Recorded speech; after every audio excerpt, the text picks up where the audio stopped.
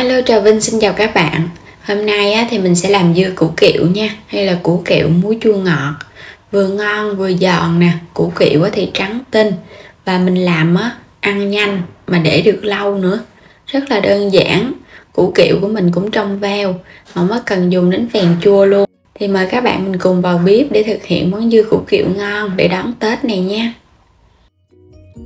Ở đây thì mình chuẩn bị 1 kg củ kiệu, mình dùng cái củ kiệu quế các bạn rửa sơ với nước cho nó sạch cái lớp cát ha. Mình rửa sơ xong rồi cái mình để cho nó ráo nước.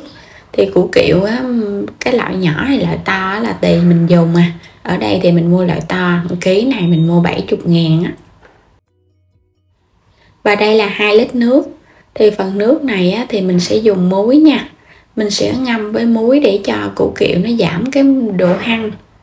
Và mình múc vào trong đây là 2 muỗng canh vung muối hột.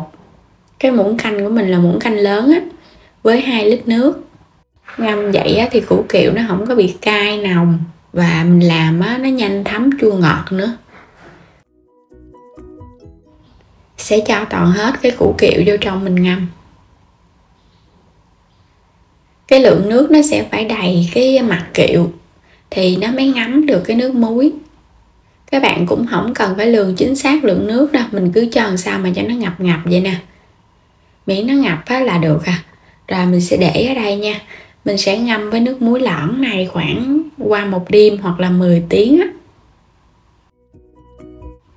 Quay trở lại cái thau củ kiệu, hồi hôm mình ngâm là 7 giờ tối, bây giờ là 7 giờ sáng nè. Sáng ra thì các bạn phải tranh thủ nha, mình xả cái phần củ kiệu này ra trước. Cái nước muối này các bạn phải xả ra, xong rồi mình hãy đi làm công chuyện khác. Mình sẽ xả nó lại khoảng 2 nước để cho nó sạch cái nước muối, chứ ngâm lâu quá là bị mềm nha. Xả xong rồi cái mình để cho nó ráo nước đi, rồi cái mình hãy đi làm cái khác. Trong thời gian đó thì củ kiệu nó không có bị mềm, còn các bạn để lâu quá sợ nó bị mềm không ngon. Rồi bây giờ mình xả ra, rồi mình để đây. Quay qua đây thì mình đi vo gạo nè, để lấy cái nước vo gạo này ngâm củ kiệu. Nước vo gạo là mình thế cái phèn chua, mình không dùng phèn chua. Với cái công thức này là mình không làm phèn chua nè, không có dùng thạch cao. Sẽ cắt cái củ kiệu này ra nha, cắt ra hết cho nó sạch sẽ cái rễ nè, rồi cái ngọn ở trên nữa.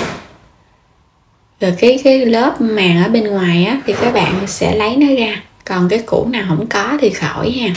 Mình làm cho nó sạch sẽ vậy nè, cho qua cái thau nước vo gạo ngâm. Thì trong thời gian mà các bạn cắt kiệu mình ngâm xong luôn. Cắt xong là mình xả liền, không có cần phải ngâm nữa nha. Rồi cái xả lại với nước. 1 kg củ kiệu này thì cắt khoảng 2 cho đến 3 tiếng tùy theo là mình củ nhỏ củ lớn nữa. Rửa lại với nước cho nó sạch. Rồi bây giờ mình sẽ đổ nó ra cái gỗ hoặc là cái xịa gì đó, các bạn có nắng mình đem phơi nắng nha. Phơi nắng giúp cho củ kiệu nó se lại và nó ngấm nước đường nhanh.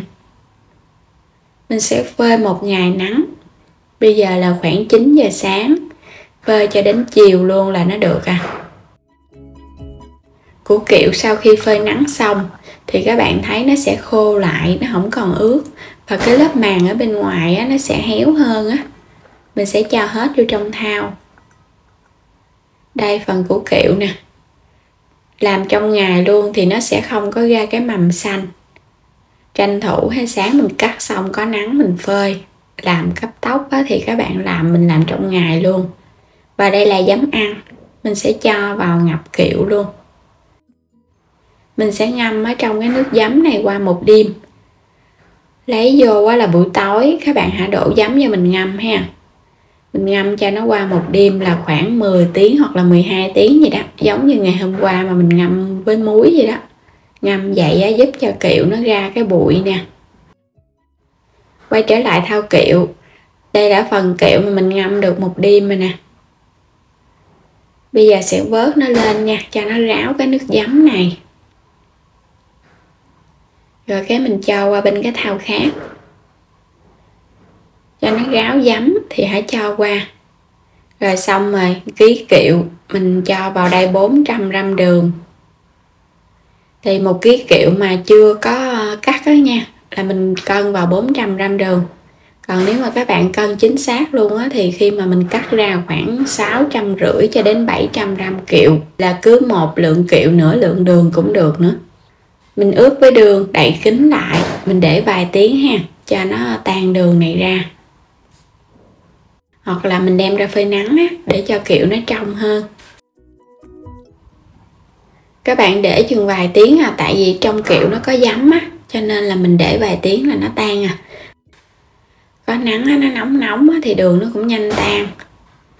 Nó tan ra vậy là được rồi nè, không có cần phải tan nhiều ha.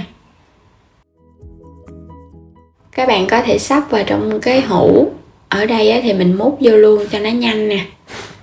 Xấp thì 1 kg này thì các bạn mua cái hũ mà 1 kg là nó vừa luôn á. Cho hết vô. Rồi cái nước đường thì mình chừa lại. Sẽ chắc hết cái nước đường. Mình sẽ cho qua bên đây để mình nấu nha. Mình thêm vào trong này chén giấm, chén lưng thôi là 200ml đó. Giấm này là giấm nuôi. Mình dằn thêm nửa muỗng cà phê muối nữa. Nấu cho nó sôi lên thì phần đường và muối nó sẽ tan ra, rồi cái mình để cho nó nguội. Quay trở lại giấm thì các bạn phải sờ vào mình thấy nó nguội hẳn thì mình mới cho vào trong kiệu nha. Nếu mà còn nóng là kiệu của mình nó bị mềm á. Mình cho thêm 2 trái ớt nữa nè, cho nó có màu đẹp. Đây là cái kiệu mình đã làm xong, còn bịch giấm lên. Đè nó xuống để cho kiệu nó ngập ở dưới nước đường. Mình để yên 1 tuần lễ, đem phơi nắng cho nó trong kiệu. Đây là cái phần kiệu mà mình để đựng tuần lễ nè, mình phơi nắng mỗi ngày luôn á.